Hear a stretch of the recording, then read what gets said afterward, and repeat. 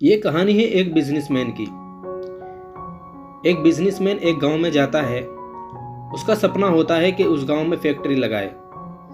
वो ऐसी एक जगह पहुंच जाता है जहां उसके सामने नदी होती है। अब उसके पास दो ऑप्शन होते हैं। पहला कि वो गाड़ी में बैठकर घूमकर 8 घंटे का सफर करके उस गांव में पहुंचे, और दूसरा कि नाव में बैठकर नदी पार करके 20 मिनट में गांव में पहुंच जाए, क्योंकि दूसरा रास्ता नहीं होता है उस गांव में पहुंचने का। अपना टाइम बचाने के लिए उसने उस नाव में बैठने का डिसीजन लिया। वो एक बहुत छोटी सी नाव थी, जिसमें एक तरफ वो बिजनेसमैन बैठा था और दूसरी तरफ वो बैठा था जो नाव चला रहा था। उस नाव में थोड़ी देर बैठने के बाद उस बिजनेसमैन ने उस नाव वाले से पूछा, तुझे पता है तेरी नाव में कौन बैठा है? तो नाव वाले ने बहुत भोलेपन से कहा कि नहीं साहब, मुझे नहीं पता आप कौन है। तो उस बिजनेसमैन ने नाव वाले से कहा, अरे तू अखबार नहीं पढ़ता है क्या? हर दूसरे दिन मेरी फोटो आती है अखबार में। तो उस नाव वाले ने कहा, अरे साहब, मुझे पढ़ना लिखना कहाँ आता है। मैं बहुत छोटा सा था जब मेरे माँ बाप गुजर गए थे।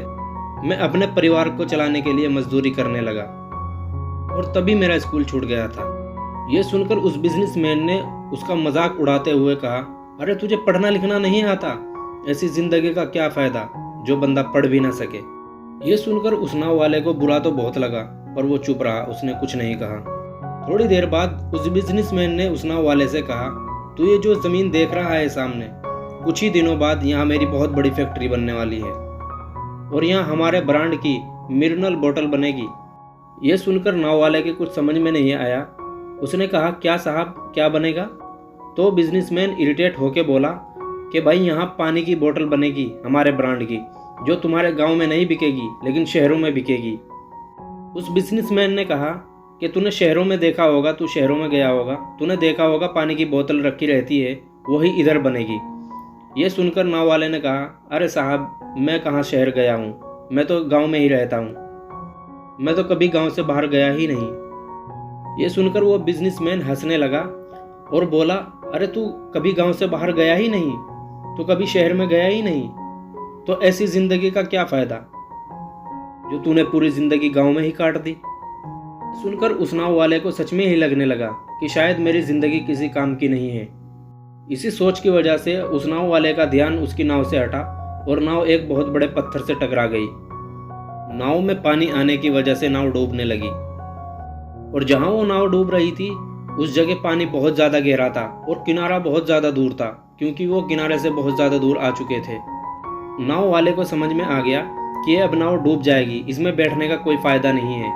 वो छलांग लगाने ही वाला था कि उसने उस बिजनेसमैन से पूछा कि साहब, आपको तैरना तो आता है ना?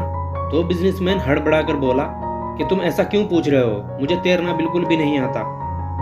ये सुनकर वो नाव वाला हंसने लगा और बोलने लगा, साहब, आपको तैरना तक नहीं आता तो ऐसी जिंदगी का क्या फायदा।